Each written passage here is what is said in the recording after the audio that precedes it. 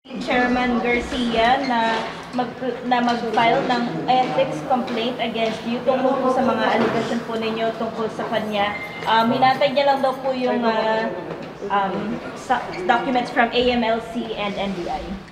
Tinatanong namin, compliant ba yung COMELEC in procuring the system and the machines from Miru? Because if you will consider the automated election law, ang sinasabi niya ron, the system and the machines that must be procured by COMELEC must have demonstrated capability. And this must have been successfully used in prior electoral exercises here and abroad.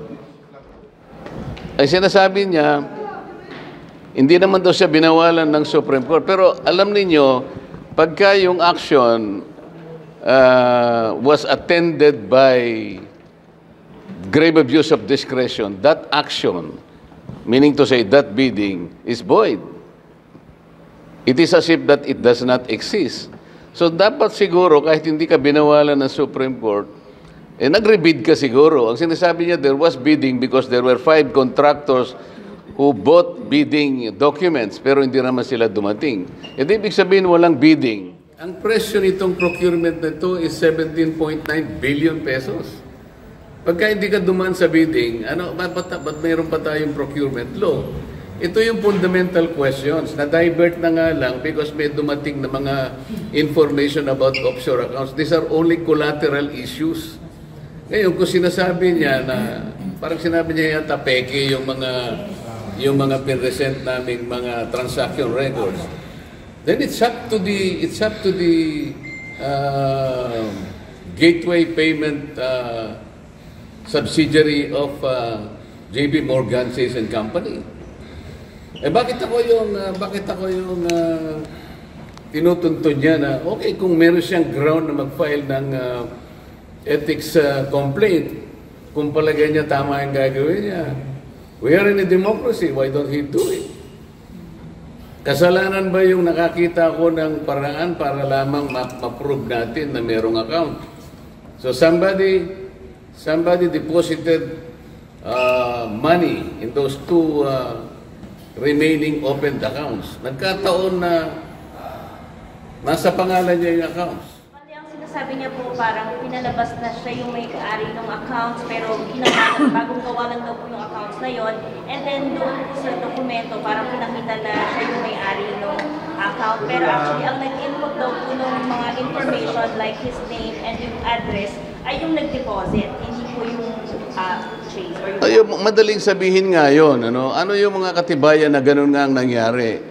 If, for example, Chair Garcia has already asked the help and the assistance of the NBI, let the NBI speak for that. Hindi ang COMELEC. Let us see those documents. Talaga bang nakakuha ang NBI? Ito ba talaga ay totoo o hindi? Yun ang gusto kong makita. As far as I'm concerned, those transaction records obtained through our volunteers, sa aking palagay, they're conclusive. Ngayon, kung sasabihin niya, they're not conclusive, then let's compare. The only neutral agency that can do this is the NBI or the AMLAC. Nasaan ang mga report nila, di ba? Ang challenge niya to make the allegations under oath law po. I am not making allegations. I am just simply proving. Hindi ba? Kaya nga nagbigay na ako ng Noon sinasabi ko, I need to verify this. That's why I did not name names. Kaso nag-volunteer siya kagad. Hindi ko naman kasalanan yun. So, nung makakita ako ng documents that would verify my points, so binigay ko sa public. Is that an allegation? I did not allege anything. I'm saying that I was able to prove through those documents na merong ang accounts under his name. Then I think the burden of proof shifted to him. Prove that those, isipin mo naman JP Morgan Chase Company is a very reputable, world-renowned banking institution based in the United States. Ngayon, puntahan niyo yung Chase for Business. Yun ang kausapin niyo, how did you produce it? Pwede bang tulungan mo kami, i-trace natin sino ang nag-deposit, totoo bang nasa account ko ito? Bakit hindi natin itanong, bakit palagi tayo nagko-concentrate na lang doon sa offshore accounts? Na dito na divert. Hindi ko sinasabing huwag nating pag-usapan ito. But let us not forget the main issue behind this. Nagkataon lang na merong lumitaw na information on the accounts, kaya lang parang akala mo na complicate. But he needs to answer those basic questions. Doon nakasalalay ang ating yung kalinisan ng ating election. Sir, pardon my ignorance, pero we only have a few months alam before the election. What if kung magkaroon nga ng failure ang Miru, and anong gagawin natin last resort for elections, counting, anong gagawin natin? Bakit ang failure ang ating iniisip? Kaya nga noon pa kung tinanong niya to more than 1 year, kung sinagot niya itong mga tanong na to more than 1 year ago, hindi na sana lumaba ng humabang usapan na ito. Nung pang sabihin ng Supreme Court na COMELEC committed grave abuse of discretion, mga 1 year pa ang nakakarano. Kung halimbawa, nag-bidding uli halimbawa, nagkaroon ng honest bidding, di tapos na sana tayo. It's only a matter of proving whether this machine and the combination of two applications have been used successfully elsewhere.